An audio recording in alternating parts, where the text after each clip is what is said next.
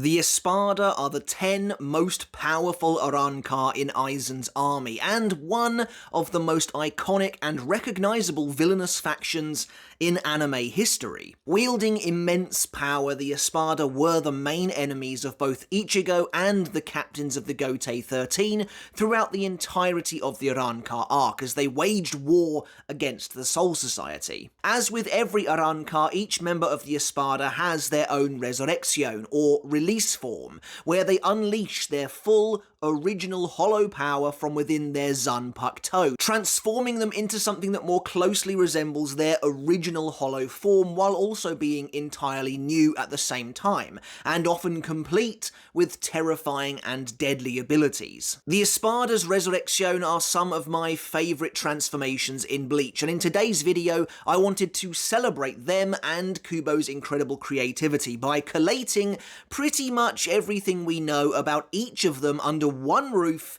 to the best of my ability. We'll be including every character who has ever been a part of the ESPADA in the source material. Yes, that means the Privarone ESPADA too. So sit back, grab a drink, this is probably going to be a pretty long one, and let's dive into the monumental power and style that are the ESPADA's release forms. Up first, we have the Privarone ESPADA and Arrancar number 107 Gantenbainne Mosqueda, meaning he was likely the 7th ESPADA before losing his position to the newer generation of Arrancar. Gantenbainne's Resurrecciōn is Dragra, yet its release command remains a mystery to this very day.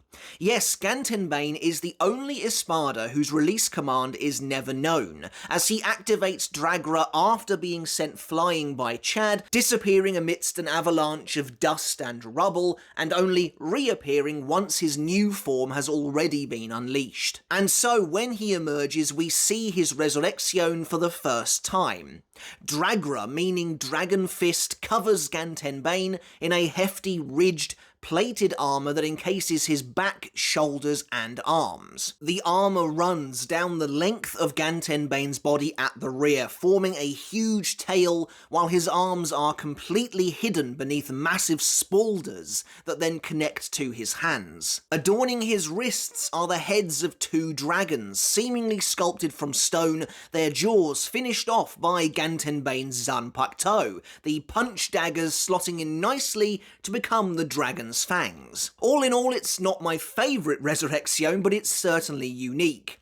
As he prepares to unleash a colossal fire blast, Gantenbainne pulls his hollow mask, a pair of shades, down over his eyes, which is a nice little detail. Whipping his hulking arms in front of him and bringing his fists together, Gantenbainne can fire a massive column of flame, though it's easily blocked by Chad. Meanwhile, Dragra's ultimate ability is Rugir del Dragon. To use this power, Gantenbainne charges 2 orbs of flame, one in front of either hand, before combining the 2 into a whirling mass of power. Once the orb of fire takes the shape of a dragon's face, Gantenbainne unleashes the blast, but again it's fairly easily stopped in its tracks by Chad's strength. Next on the list is another member of the Privarone ESPADA and Arrancar number 105, Cirucci Sandowichi and her Resurrecciōn Golondrina, meaning Iron Wheel Swallow. Humiliated by Pesce during her battle with Uryu, an enraged Cirucci activates her Resurrecciōn with the release command Rip Off. Transforming into a huge bird-like creature, Golondrina gains a pair of massive arching wings, the feathers made up of 10 large individual blades. Perhaps a little reference to the ESPADA themselves. In this form, Cirucci's strangest feature, though, is her new oversized and gangly arms that protrude from circular golden shoulder pieces reminiscent of her sealed Zanpakuto, before tapering off into spindly hands with spider-like fingers. The rest of Cirucci's body remains the same as before, albeit now complete with a huge mane of pale fur flowing down her back, streaming from the avian beak-like headpiece that's now her hollow mask. In this form, the blades that make up Cirucci's wings vibrate at a super high speed, approximately 1.1 to 1.3 million times a second, giving them the ability to block incoming attacks with ease, as well as enabling her to use her wing like a giant serrated sword, slicing through stone with an ability called alla cortadola. With the next stage of this power, alla cortadola dispersion, Cirucci can launch the blades from her wings before retracting them with a flick of her finger, affixing the blades back to her wings in nearly an instant. Unfortunately for Cirucci, the constant whirring of the blades, or her feathers as she calls them, drains her Reiryoku constantly, tiring her out quickly. Uniquely then, Cirucci casts off a portion of her Resurrecciōn, completely shedding her wings and her oversized arms, to focus on a singular offensive instead. Cirucci notes that discarding a part of her Resurrecciōn like this means it will never return, but I've always wondered what this really meant. She likens destroying a part of her Resurrecciōn before she has disengaged it, returning to her Arrancar form, to removing a limb, but I'm not sure if this means she can't get it back while it's still released, or if it's literally gone forever. For example, if she fought someone again and released Golondrina, would the wings still be gone? It's kind of weird though in general, because when she casts off a part of her Resurrecciōn, she has mostly her normal Arrancar self underneath. It's not as though her body has actually been transformed. In Cirucci's unique case, it's as though she's just wearing her Resurrecciōn on top of her previous body. You know, take an ESPADA like Grimmjow, for example. His Resurrecciōn completely changes his form. I don't see him being able to just casually discard a part of it and then lose that part forever. We see Grimmjow's Resurrecciōn disengage involuntarily when he is close to death or he's severely weakened. That is not the same thing as what's happening here. Personally, I think it just means they are gone for good during this period of release. Otherwise, how would Cirucci know to be able to do this? She says, and I quote, "My release state has a cost. All those feathers and weapons put a huge drag on my spirit energy, so if I can't use them, it's better to dump them." That sounds like it's coming from experience to me, like she knows when to remove them and when best to keep them, implying she's had to do this before. For what it's worth, the mobile game Bleach Brave Souls depicts the zombified version of Cirucci from the 1000-Year Blood War arc, now wielding her Resurrecciōn again, something we don't see in the source material, and it is totally back to normal. So, while it's not canon, it's an interesting perspective all the same. Anyway, Cirucci discards her unnecessary baggage for one final ultimate strike, alla cortadola hachador. In this form, Cirucci has a massive tail that emerges from beneath her mane and splits open at the tip, conjuring a huge fan of condensed spiritual energy which she can use to clash with the enemy. Cirucci is capable of changing the form of her spirit energy too, using alla cortadola gradiator to change the fan's shape into that of a mighty sword. Sadly for Cirucci, however, Uryu defeats her from afar with a well-placed arrow, bringing the Privarone Espada down. Finally, capping off the Privarone Espada, we have Arrancar number 103, Dordonii Alessandro del Soccaccio. Facing off against Ichigo, Dordonii releases his Zanpakuto without even fully drawing it, able to unleash his power by simply slightly unsheathing his blade. With the release command Whirl, Dordonii activates his Resurrecciōn Giralda, meaning Baron of Storms, before being swallowed up by a tornado. When his release form is revealed, Dordonii's upper half has barely changed, save for the addition of two large horns protruding from his shoulders and a more elaborate mask now atop his head. Instead, the change is mostly focused on his legs, which are now decorated with ornate, twisting, bone-like armour that rises from his feet up to his upper thighs. The most unusual and striking aspect of Giralda are the exhausts fixed to either leg. Both are spewing a constant stream of pale blue wind into the air that forms two massive cyclones on either side of Dordonii. These cyclones appear to keep Dordonii airborne, and from them emerge two sweeping streams of wind with bird-like masks attached to where the heads would be, which Dordonii can control freely via his elegant kicks and movements. Using his ability El Uno Picotear, Dordonii can direct one of the birds to snatch up his opponent in their beak, leaving them vulnerable for the second bird to then strike at. As we see in their battle, however, the birds aren't particularly durable, as Ichigo is capable of destroying them even while in Shikai, utterly shredding the head of one of the birds with a point-blank Getsuga Tensho, though they are able to reform fairly quickly. At his most powerful, Dordonii's ability of Ave Melizos conjures at least 9 of these wind birds at once, creating a tempest of gale force power around Dordonii. Sadly, though, we don't get to see the potential of this ability realised, as Ichigo defeats Dordonii in a single hit afterwards, shattering his Resurrecciōn. Personally, I find Giralda to be a bit of a messy design overall, and not one of Kubo's best. It's like I can see what Kubo was going for, turning Dordonii into a graceful, skilled dancer of sorts, and letting the power of Giralda act as an extension of his legwork, but something about the actual visual design feels a bit jumbled. Still, with Dordonii done, that's it for the Privarone Espada and their Resurrecciōn in the source material, so it's time to move on to the main event. And we're kicking off the actual Espada with a famously weird one. The 10th Espada, Yammy Largo's controversial Resurrecciōn era, meaning Angered Beast. Of course, everyone knows the big twist surrounding Yammy's release form by now. After storing Reryoku in his body through eating and sleeping for a sufficient period of time, Yammy becomes the Zero Espada upon transforming. Ergo, he becomes the Espada with the most Reiatsu of the lot. As mentioned in previous videos about Yammy, I don't know if he has a different, weaker Resurrecciōn were he to release his Zanpakuto without storing Reryoku beforehand.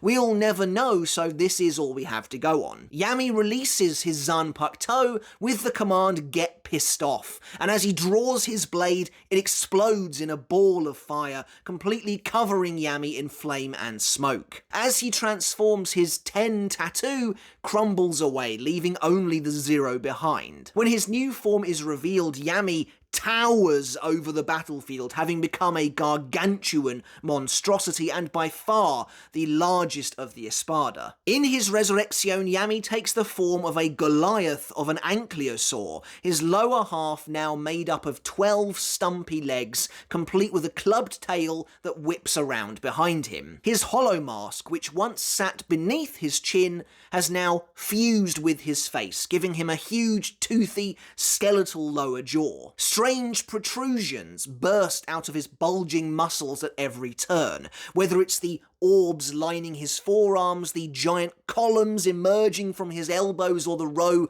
of black spokes running down his spine. The ridges on his head have become considerably more pronounced, turning white and extending down his nape, while the orange markings beneath his eyes now coil outwards like flames. Overall, it's an imposing design, one that I used to think was a little overdone, but have actually grown to like it a bit more over time. In his Resurrecciōn, Yammy doesn't have any special abilities save for one.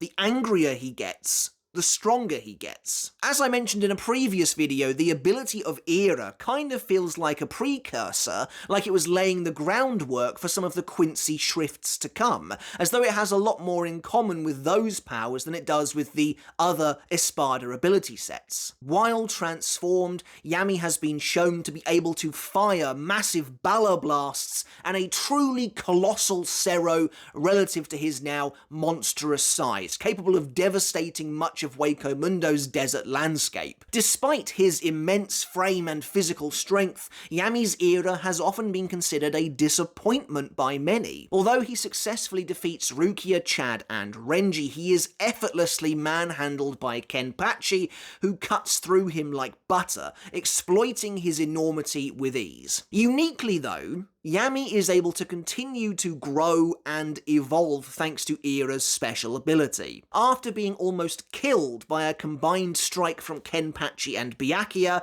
Yammy seemingly goes insane and transforms a second time, growing even larger and bulkier than before, his overall appearance completely changing. While this doesn't appear to be a segunda etapa, such a drastic second form is unique to Yammy. In this second form, Yammy's muscle appears to have been converted into pure mass, and his dinosaur form has now been exchanged for that of a monstrous ape. Standing now on just 2 fur-covered legs, Yammy's massive arms are so long and huge that he now rests on his upturned hands.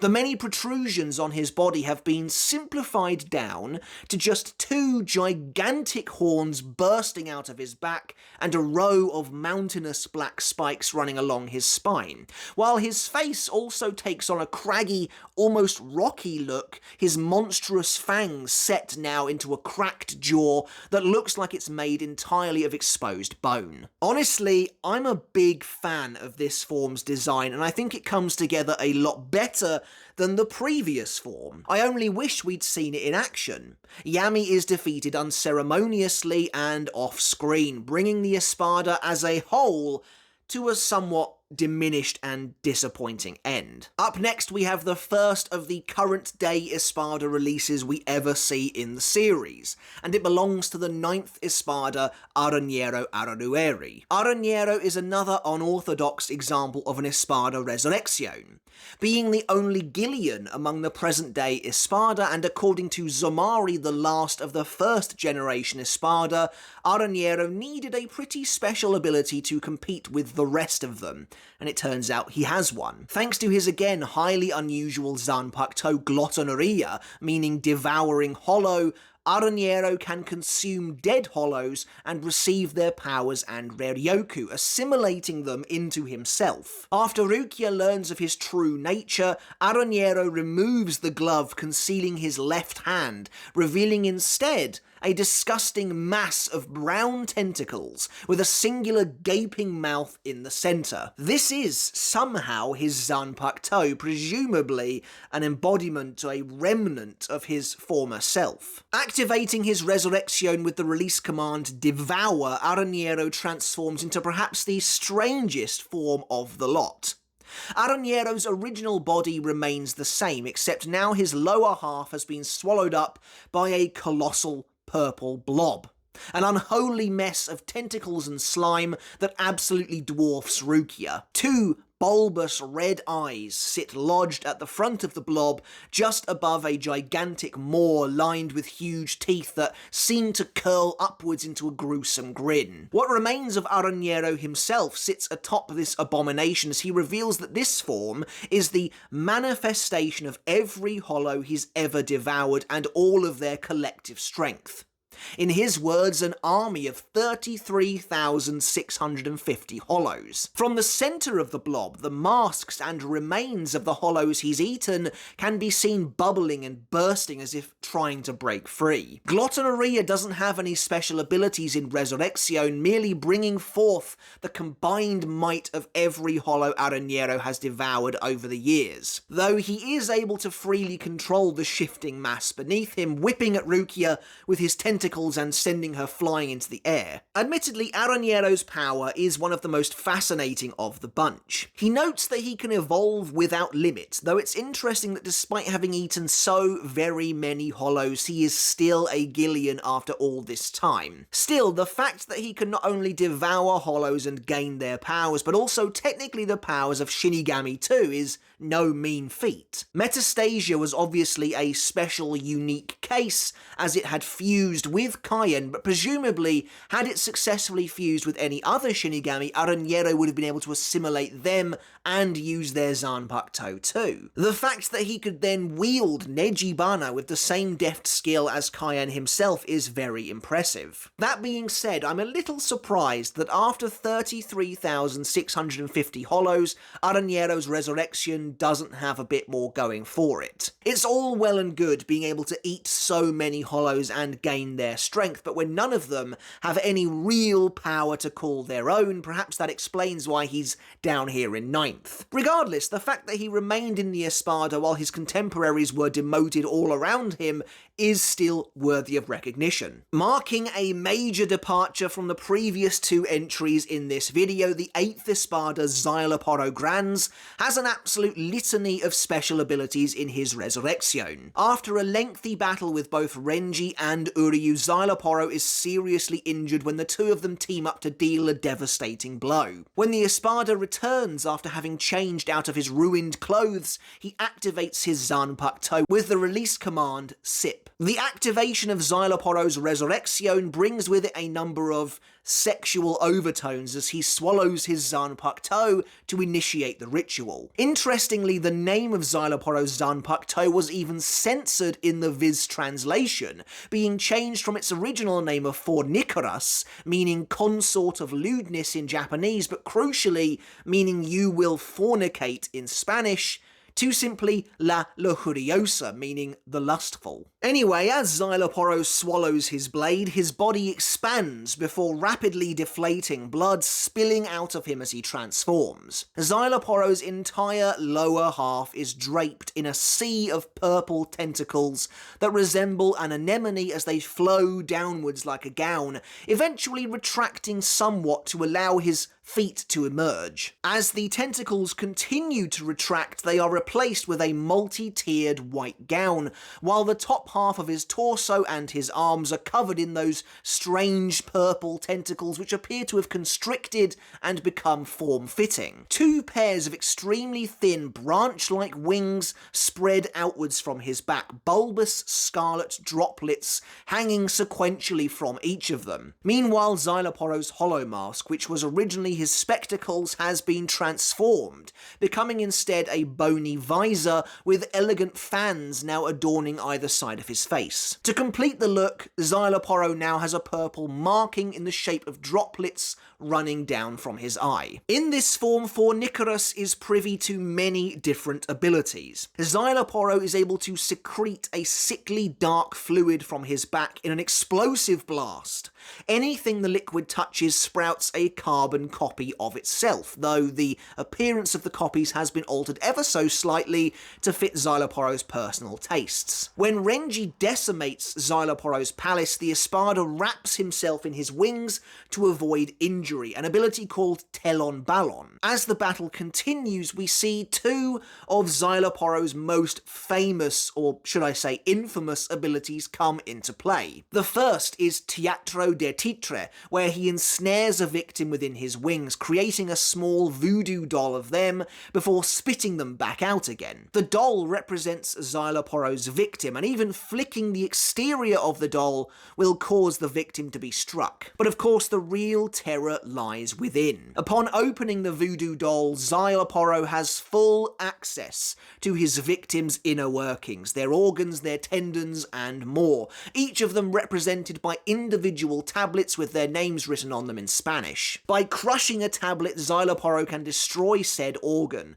such as when he obliterates Uryu's stomach with ease. It's a devastatingly nasty ability and seemingly extremely powerful, I think, but truly very creative on Kubo's part. When he was later devoured by Konjiki Ashisogi Jizo, Szayelaporro somehow took control of the gigantic creature through possession, telling Mayuri to curse the fact that his bankai was an organic creature. Then, finally, the second of Szayelaporro's 2 most iconic abilities is Gabriel. the power that embodies Szayelaporro as a character. After his death, Szayelaporro successfully impregnates Nemu, enabling himself to grow inside of her and be reborn once more, emerging from a desiccated Nemu ready to continue fighting. This ability means that Szayelaporro is technically immortal, as long as he's readily able to use this power and has achieved what he thinks is the nature of a perfect being.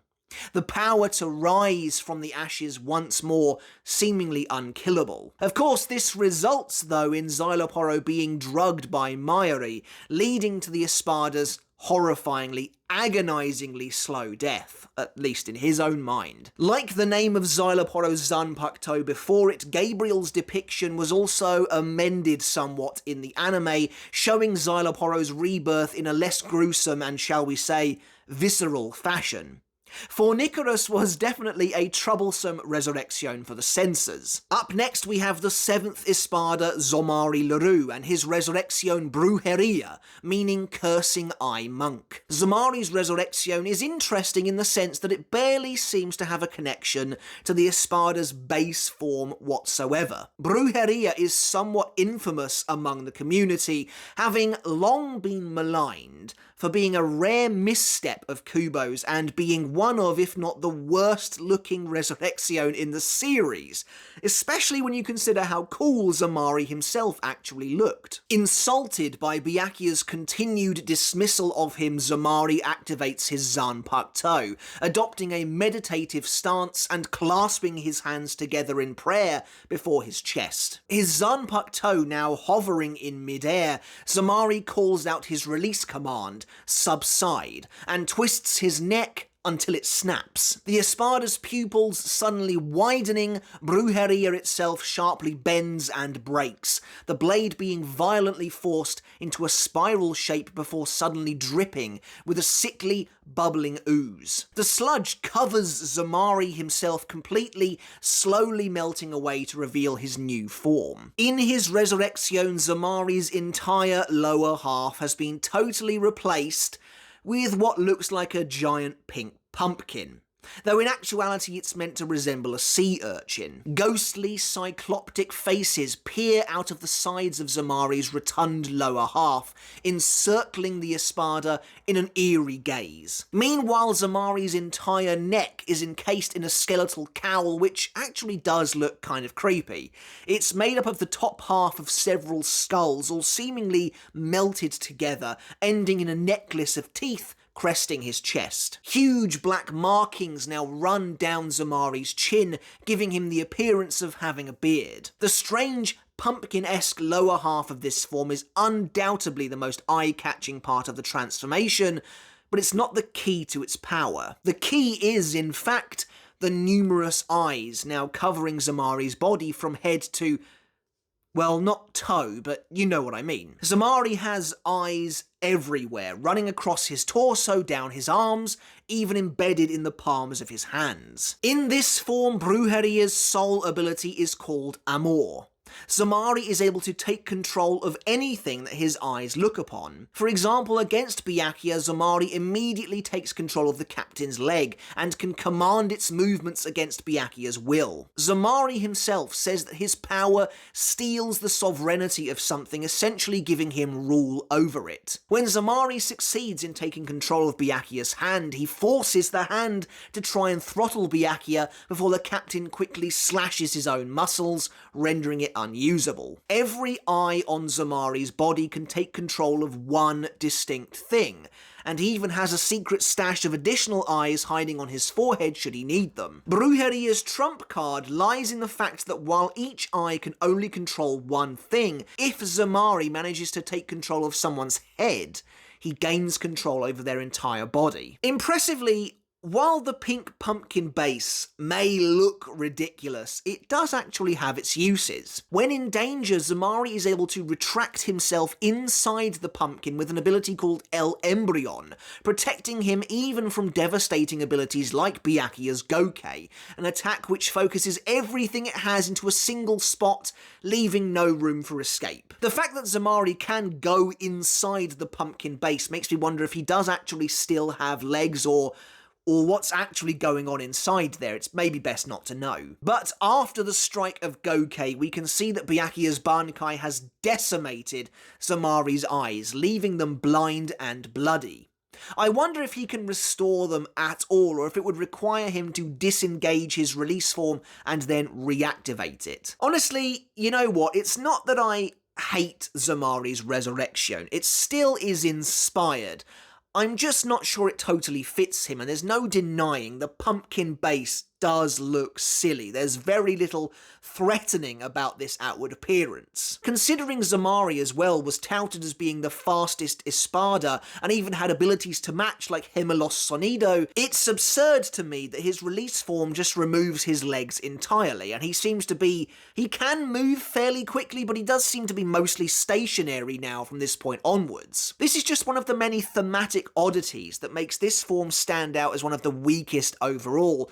But I do get the idea, and it is definitely a bit spooky, I suppose. Okay, I know I said earlier that Aaroniero's Resurrecciōn was the first of the current day ESPADA releases that we got to see, but I guess technically that honour does belong to Luppi, even if he is only a temporary member. During the second major battle against the Arrancar in Karakura town, Luppi is tasked with his first mission as the new 6th ESPADA after Grimmjow's arm is cut off as punishment for his disobedience. Deciding to take on Hitsugaya, Ikkaku, Yumichika and Rangiku all at once, Luppi releases his Zanpakuto Trepadora, meaning Ivy Maiden, with the command Strangle. Of all the ESPADA, Luppi's Resurrecciōn perhaps changes him the least overall.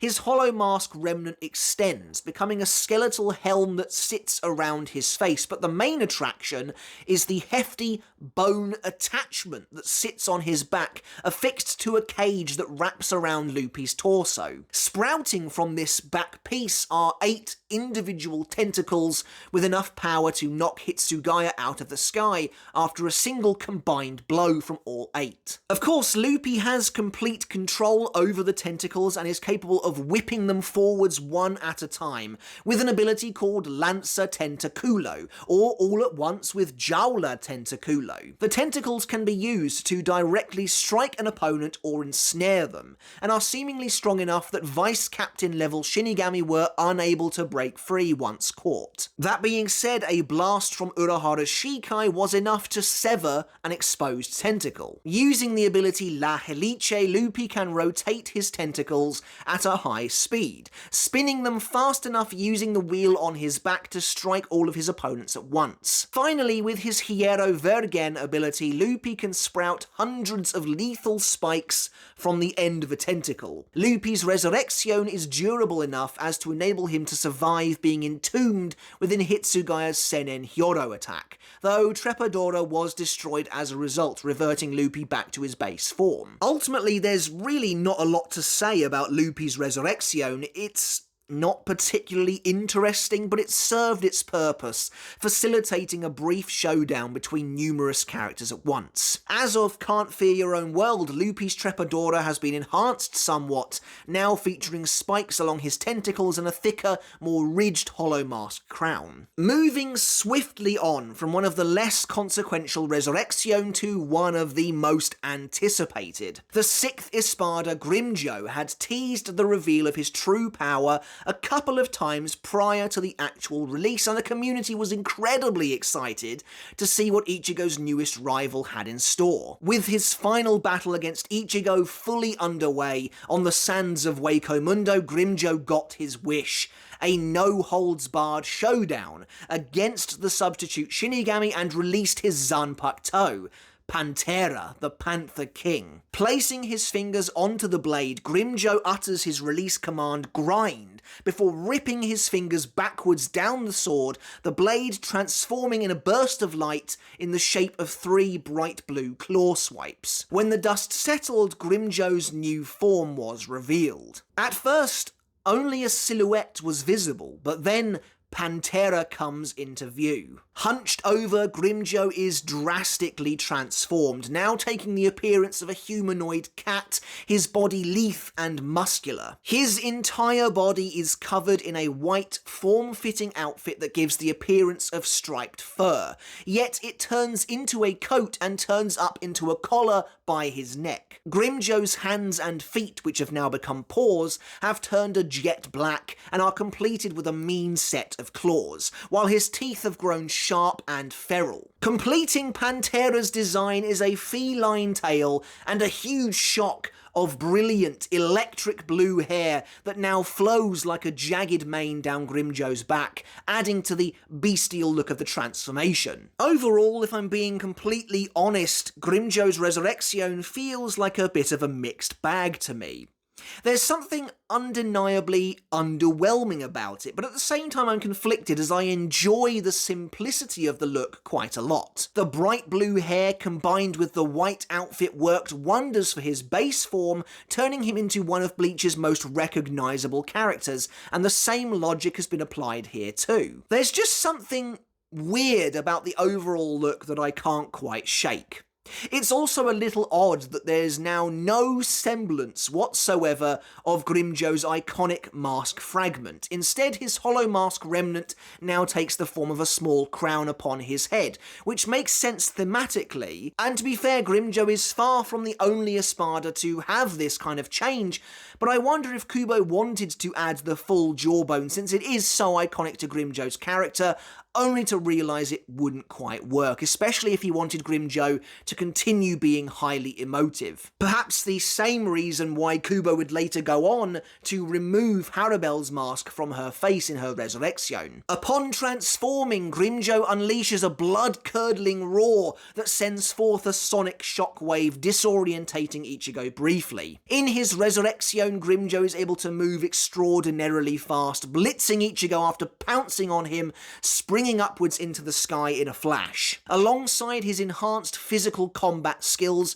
Grimmjow can fire several darts from his elbow called Garra della Pantera, which can obliterate an entire tower of Las Noches. However, Grimmjow's ultimate attack is Desgarron, an impressive display that really plays into the theme of the release. From the tips of his claws, Grimmjow conjures 10 individual massive blades of condensed blue reishi in the shape of slashes that he can then hurl at his enemy. The claws follow the movements of Grimmjow's actual hands, so he's able to fling all 5 at his enemy at once, covering immense ground. Presumably he could throw all 10 of them if he wanted to, but we don't see that. Although Ichigo is able to block the first set of slashes, he's unable to truly stop the force of their attack and is heavily injured as a result. Regardless of how you feel, Grimmjow's Pantera is undeniably iconic and managed to capture the animalistic nature of the character while managing to give him a somewhat regal feel as well. I think that's the dichotomy on display here, the juxtaposition between the oddly sleek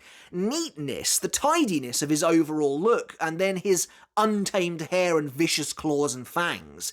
He wants to be recognised as a king, but truthfully, he's a beast underneath. As we reach the top 5 Espada, up next we have the 5th Espada, Nnoitra Gilga, with another transformation that almost feels a little low-key. At least when compared to the last few, Nnoitra's Resurrecciōn reminds me a bit of Luppi's, only much cooler. Upon being severely wounded by Kenpachi's strike, Nnoitra lifts his massive crescent moon blade into the air and releases his Zanpakuto, swirling yellow energy accumulating in the middle of the uppermost crescent. Shouting his release command, Pray, Nnoitra activates his Zanpakuto, Santa Teresa, meaning holy wailing praying mantis, and is swallowed up by an explosive torrent of power. As the dust subsides, a huge, shadowy crescent moon appears on the horizon, before Nnoitra himself is revealed. And like I said, Santa Teresa reminds me of Trepadora in that it only makes fairly minimal changes to the Espada themselves, adding pieces to the existing design without drastically changing their original form. Nnoitra now sports a huge pair of horns in the shape of a crescent moon, and his mask fragment has extended down the side of his face. He also now bears a yellow cross marking along his features, which feels like a reflection of Nell's own scar. Several strange tendrils are now creeping up his waist, the function of which I'm still unsure on. But of course, the biggest and most obvious change is the fact that Nnoitra now has 4 arms, each one clutching at a wicked-looking scythe, the handles extending from within his wrists. The arms are skeletal-looking, covered in some kind of a white armour plating, and his hands have become jagged and insectoid, clearly resembling his original hollow form. And although he keeps them a secret initially, Nnoitra's trump card is that he can grow 2 additional arms almost instantly, giving him a total of 6 by the end. Nnoitra's Resurrecciōn is fairly simplistic on the whole, and doesn't really have any special abilities so to speak of, as he's designed to be a dark reflection of Zaraki, an almost purely physical fighter focused on melee combat. Nnoitra is able to conjure a scythe from each of his 6 arms and swing them effortlessly, using the scythes both offensively and defensively. If an arm is sliced off, Nnoitra can regrow it and summon a brand new scythe from within the wrist. Interestingly, this doesn't appear to be the high-speed regeneration unique to Hollows. Nnoitra seems to actively grow a fresh, brand new arm from the stump of his previous one, rather than reconstruct something that was destroyed. Ultimately though, while a cool design, that's about it for Santa Teresa. It's a straightforward, to-the-point power-up for the 5th Espada, and one that ultimately serves him well in his brutal hack-and-slash slugfest with Zaraki, until he's finally cut down for good, in exactly the manner he always wanted. Perhaps fittingly, we now move on from one of the simpler Resurrecciōn to one of the most elaborate, terrifying, and popular of the lot. Much like Grimmjow before him, the 4th Espada Ulquiorra was a character whose Resurrecciōn people were highly anticipating, and when the time finally came for his ultimate battle with Ichigo, the readership was on collective tenterhooks. After Ichigo proved to be too much for Ulquiorra's base form just about, the 4th Espada burst through the ceiling of Las Noches, taking their fight into the darkness of Hueco Mundo itself as the top of the dome became their battleground. Under the light of the moon, Ulquiorra stood atop a tower, pointed his blade at Ichigo, and released his Zanpakuto with the command "Imprison." A thick, inky darkness covers the battlefield as a black rainfall begins to pour, showering Ichigo in a sinister reiatsu from above. Something dark blots out the moon momentarily as, silhouetted against the night sky, we briefly see 2 massive bat wings spreading outwards. At long last, Ulquiorra's Resurrecciōn Murcielago, meaning Great Black-Winged Demon, was revealed. And again, like Grimmjow's, it was met with perhaps a bit of an anticlimax. The gigantic demonic black wings were an awesome touch, and exactly the sort of design element people had wanted to see from Ulquiorra's Resurrecciōn, but the rest felt a little lacking, as though a character this popular could never have quite lived up to what people were hoping for. His hollow mask had now predictably been completed, encasing his head in a prominent horned helmet, while the teardrop markings running from his eyes had widened, turning a deep green. Ulquiorra was now robed in a strange gown that seemed to flow from and connect to his hollow hole in his chest, while his fingernails elongated, now running from the centre knuckle on each finger. In this form, Ulquiorra gains the ability to generate powerful lances of Reryoku in his hands, called Luz de la Luna, which he can either launch like javelins or use in close combat, clashing with Ichigo. Murcielago, of course, improves on all of Ulquiorra's basic physical capabilities as well, and he's shown using the Cerro Oscurus, the Black Cerro. Though this ability, while it clearly suits him best, and I think was probably designed with him in mind, isn't technically exclusive to him. So that's it really for Murcielago. There's not too much going on with this form, so we may as well move on to... but wait, of course that's not quite true. Even though Ulquiorra continues to overpower and devastate Ichigo in this form, the boy simply won't give up, vowing to win their fight whatever it takes. And so, to teach him the meaning of true despair, Ulquiorra reveals he has a secret second form, Resurrecciōn Segunda Etapa. Melting away into darkness, Ulquiorra's initial release form simply burns to pieces in a shower of black and green Reiatsu dripping off of him as his new horrifying visage is revealed. Standing tall, Ulquiorra now appears totally demonic, having become more animalistic, more hollow-like, and more monstrous. His helmet has vanished completely, replaced simply by two massive horns sprouting from his now long, flowing black hair. The Espada's eyes turn a deep, dark green, and his robe has also been discarded. In its place, Ulquiorra is now bare-chested, an even larger hollow hole than before, now sitting gaping within his torso, a sickly black ooze pouring from it. His lower half is now covered in a dark fur, his feet tapering off into talons, while a huge thin tail whips about behind him. And of course, he still has his incredible haunting wings. In his Resurrecciōn Segunda Etapa, it's as though Ulquiorra is making a statement,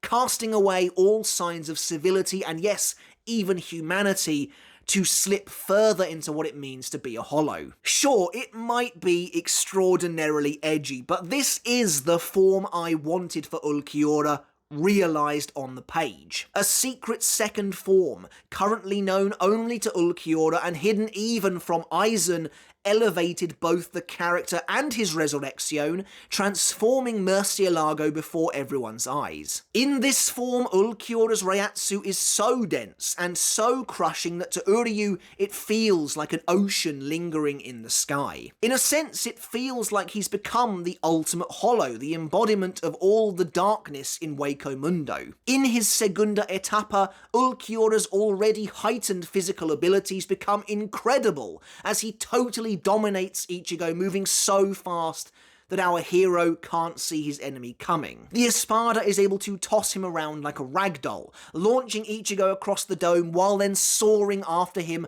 brutalizing him with his whip-like tail, an ability called Latigo. Ulquiorra can continue to summon his flaming lances over and over again, now called Lanza del Relampago, a devastatingly powerful weapon that when thrown unleashes an explosion of towering size and might. Though while he can conjure them as often as he likes by his own admission, they are difficult to control. Murcielago's second form, the legendary Segunda Etapa, is one of the most successful Resurrecciōn that Kubo created. It looks amazing, and its power is palpable. You can really feel just how dire the situation becomes once Ulquiorra releases it, and how the atmosphere changes to match. Much like Luppi and Grimmjow before them, we also have two third Espada on this list. And we'll be starting things off with the former third Espada, Nelliel to Odelschwank, and her briefly seen Resurrecciōn, Gamuza, meaning Antelope Knight. As she attempts to fight off Nnoitra to protect Ichigo, she realises Nnoitra has become more powerful than she first thought. And so, despite not wanting to release her Zanpakuto so soon after regaining her body, Nell decides that she has no choice. Holding her Zanpakuto horizontally in front of her and placing her spare hand upon the blade, she activates her release form with the command Praise. As a pink mist leaks from the sword itself, Nell's blade suddenly illuminates with a brilliant light before she disappears in a plume of pink smoke as Nnoitra attempts to reach her in vain. Slicing through the smoke, Gamuza is revealed. Nell has now become a centaur in this form, wielding a colossal dual-ended lance by her side. Her top half remains mostly the same, save for some new armour around her collar.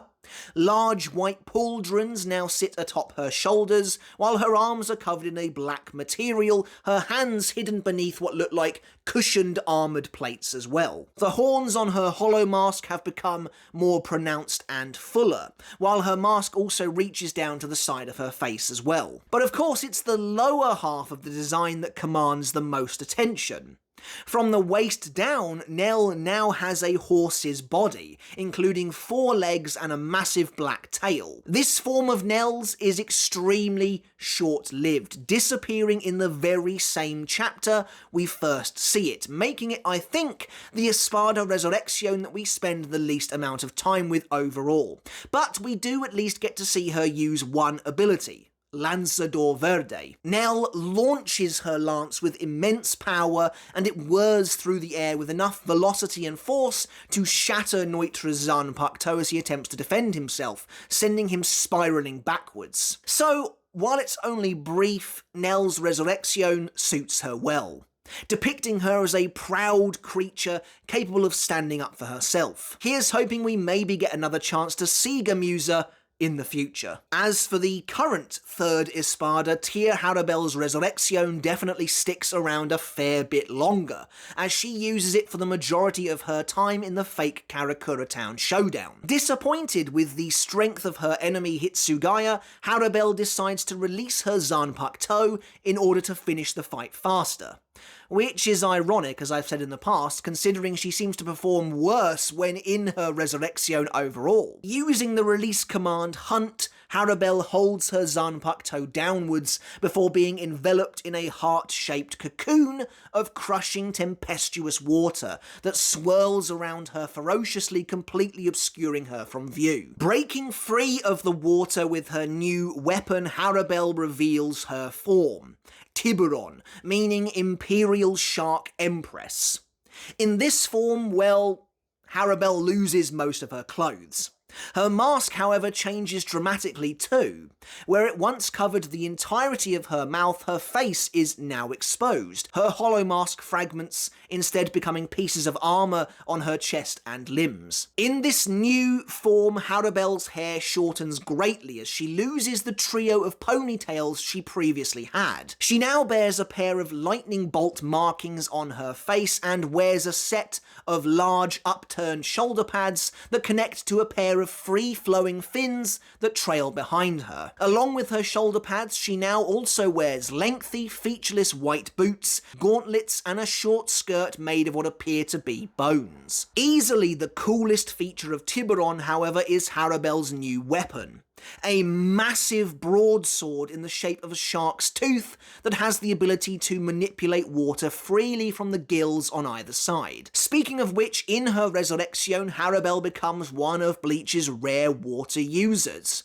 Utilising her ability Lagota, Harribel can wrap her blade in water before firing a high-powered droplet from the sword's tip with enough power to seriously damage the surrounding area. And Harribel is able to continuously fire these blasts one after the other from the end of her sword, almost like a cannon. The ESPADA can also alter the consistency of any water she comes into contact with, thanks to her ability Herviendo, which enables her to boil any water that comes too close to her sword, including allowing her to melt ice. And finally, there's Harribel's Cascader ability, where she channels an enormous torrent of water from her blade and then drops it like a massive waterfall, the rushing water capable of swallowing several streets worth of houses whole in its wake. Despite being the third ESPADA, Harribel doesn't get much time at all to show what she can do in her Resurrecciōn. Although we've rattled off a few abilities, Harribel's fight is a disappointingly lacking showcase. She effortlessly overpowers Hitsugaya before activating her Zanpakuto, but afterwards the fight descends into a back-and-forth stalemate that means Harribel's Tiburon never looks all that impressive. Although she's eventually taken out by Aizen in a surprise betrayal, Harribel survives the injury, so there's a chance we could see Tiburon again in the future. The penultimate ESPADA on our list has, in my humble opinion, the coolest Resurrecciōn of them all. The second ESPADA Baraggan Luisenbahn's release is so impossibly awesome that it genuinely took me by surprise all those years ago the first time I saw it, and it still impresses me today, with its combination of sublime, simple design work and yet utterly terrifying power that is communicated so effectively. Much like Harribel before him, I'm not really sure why Baraggan releases his Zanpakuto when he does, outside of Kubo needing to expedite the fights a little bit, but still. With Soifon and Omaida firmly on the back foot and reeling from discovering Baraggan's innate ability to dilate time around him, the ESPADA aims his gothic, medieval black double axe downwards, speaking the Zanpakuto's release command, Rot. From the great red eye in the centre of the axe leaks a sinister black flame that begins to consume Baraggan's entire body. We see the corpse flame eating away at the ESPADA's flesh, stripping it in a hauntingly theatrical display, revealing his Resurrecciōn Arrogante at last. Arrogante, here meaning Great Skull Emperor, is without a doubt one of my favourite designs in Bleach. It is absolutely unequivocally top tier. Turning Baraggan into basically a Dark Souls boss, a lich. As the black and purple flames dissipate, we see that Baraggan has become a skeleton himself, now adorned with a regal, golden, jewel-encrusted crown and dressed in a pompous, flowing purple robe. Midnight black flames lick and flow from the robe itself and seem to come together to form the fur-lined collar that rises up around the ESPADA's exposed skull. Baraggan's hands are totally skeletal as well, and massive opulent bracelets hang from his wrists. Huge, severed golden chains dangle from the inside of the gown as well, while Baraggan's feet are encased in turned-up white boots. In the centre of the shadowy design sits a malevolent-looking amulet, emblazoned with a singular eye. I mean, as far as transformation designs go, it's immaculate. Combine this with his ghostly great axe Gran Kaida, and you have a recipe for just an incredible looking villain. Despite his position as the second ESPADA, Baraggan's Arrogante only has one ability, but it's a truly dangerous one. Baraggan's ability to warp time has increased exponentially. Where once time slowed to a crawl around him, now, everything in his nearby vicinity ages rapidly, decaying until there is nothing left. This goes for all things that live, all creations of both man and Shinigami. Everything that eventually dies or can be destroyed will do so in his presence. Simply by walking on by, Baraggan decimates numerous buildings in Karakura Town and later shatters Hachi's Kido prison with ease as all things age and rot before him. This incredible power is weaponized even further thanks to Baraggan's ability of Respirar, a grisly breath of death that the ESPADA can unleash, rotting everything in its path. Respirar can be released from Baraggan's mouth, but he can simply lift his hand as well and send the purple miasma crawling across the battlefield, annihilating everything that dares come before it. Respirar is able to move fast enough to catch even Soifon, gruesomely turning her arm to bone before her very eyes. Baraggan's Respirar is so absolute that it seems like nothing can withstand its effect, and that extends to even Baraggan himself, who was consciously repelling the grim smoke away from his own form at all times.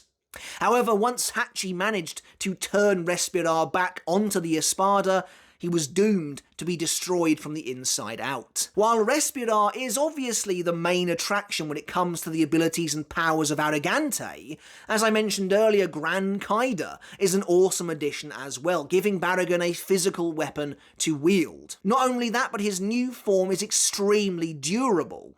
Even after being hit at point-blank range by Soifon's bankai Jakuho Raikoben, Baraggan survived, albeit having taken massive damage. Even with a sizable chunk of his head now missing, Baraggan was able to continue fighting. Though I do wonder what the end game for this character would have been with a wound like that. Presumably, he wouldn't be able to disengage his Resurrecciōn, or else he would just die? Perhaps he would have healed over time, though I kind of doubt it. It's tough because presumably Baraggan still has a brain, even in this form, but you can't see it when his skull is blown open, as he's just a skeleton. But Ulquiorra notes that even he can't restore his internal organs, so I'm not sure A, how Baraggan is still going, and B, what the way out for Baraggan is here afterwards. Anyway, this really is a wonderful transformation, and easily one of Bleach's best. It might not be the most versatile Resurrecciōn among the ESPADA, but I mean, it simply doesn't need to be. And finally, we come to the very last ESPADA Resurrecciōn of this surprisingly long list. The Primera ESPADA, Coyote Stark and Lilinet Gingerback's release form Los Lobos, meaning Pack of Wolves. Stark and Lilinet are most unusual. Due to their immeasurable power, their original form split into two, giving birth to both Stark and Lilinet as individuals. Because they had such incredible, overwhelming Reryoku, their power couldn't be contained within a Zanpakuto like all other Arrancar. Instead, that power was sealed away within a fully living being, Lilinet herself. After deciding he wants to see Kyoraku and Ukitake's bankai, Stark calls Lilinet over to him, sheathing his sword, teasing that it was nothing but an empty blade all along. Placing his hand upon Lilinet's head, Stark reveals that the two of them are one, and their true power can only be released once they become one again. Lilinet then vanishes in a blast of Reiatsu as Stark calls out their release command, Kickabout, before he too disappears in a column of blue smoke as a pair of canine-looking fangs appear in his mouth. When the smoke clears, Stark rises to his feet, yet it's immediately apparent that this is a release form the likes of which we've never seen before. Both Stark and Lilinet are present here in some way. Though the design is mostly Stark, the remnants of Lilinet's hollow mask have now formed an eye patch covering Stark's left eye, bone white with a flame design running along the edge. Meanwhile, Stark is now dressed in a long, fur-lined white and grey overcoat atop a double-breasted button-down jacket that tucks into a pair of black pants. Two fur-covered holsters hang from the belt around his waist, while both his forearms and his lower legs are also covered in thick grey fur. In his hands, he wields a pair of black pistols, while bandoliers are attached to the backs of his arms. Again, much like Arrogante before it, Los Lobos has to be one of my favourite designs among all of the Resurrecciōn. It is less ostentatious than number 2, but it was always going to be. Stark is low-key by design, but there's something effortlessly cool about his whole gunslinger look. In this form, Lilinet herself has become Stark's pistols, and from them he can fire bright blue Cero at a continuous rate. The individual Cero themselves are strong enough to obliterate buildings, and Stark can even unleash a barrage of them in an unending wave of blue, thanks to his ability Cero Metroletta, which basically turns his pistols into machine guns that he can control however he wants. Stark even threatens to be able to fire up to 1,000 Cero at once. The ease at which Stark is able to do all of this is unfathomable. He seems to use virtually every ability while being totally nonplussed, as though it's not taking any kind of a toll on him whatsoever. If he finds there's a need to fight in close quarters combat, Stark is able to draw a pair of reishi swords from his bandoliers with an ability called Colmillo, enabling him to even battle the likes of Kyoraku up close, the two of them clashing blades. Speaking of Stark's bandoliers, however, this is where the true might of Los Lobos comes into play. Early on in their fight, Kyoraku muses that Stark's gun can fire something else. Starrk says they can't, and although Kyoraku thinks he's lying to him, the truth is that technically he isn't, though he is holding back a secret ability. Starrk can summon something else from his bandoliers in exchange for his pistols. Unleashing his stored power in bursts of blue, Starrk can summon an entire army of wolves to his side in, again, what I think is just one of the coolest individual abilities in probably the whole of Bleach. There's more to this lupine army than meets the eye, however.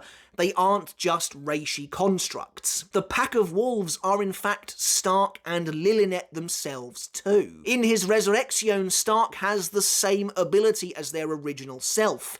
He can continue to split his soul seemingly without limit. Again, a testament to how impossibly powerful they really are, creating literal other versions of themselves. The wolves are ethereal in nature, able to slip through cracks in the ground to reach their target, and can't be destroyed by physical weapons. And when they manage to latch onto their chosen victim, they explode in a brutal, colossal blast of energy. It's really this ability, I think, that makes Starrk truly worthy of the moniker of Primera Espada. The way he's able to casually rip his soul apart and use it freely in battle, turning himself into an army of warheads, is insane to behold. And while there are other characters in Bleach with a similar level of power and Reryoku to Starrk, we don't ever really see anyone do something like this again. Unfortunately for Starrk, he comes up against one of the most powerful and unpredictable captains of the Gotei 13,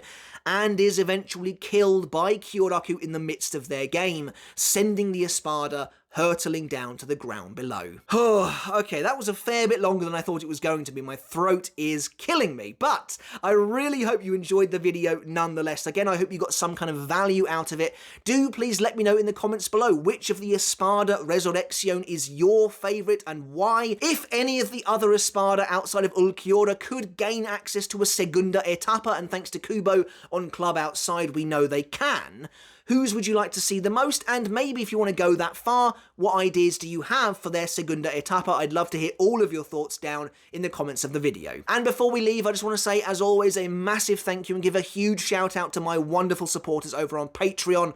I really do appreciate each and every one of you so very much. Your support means the absolute world to me.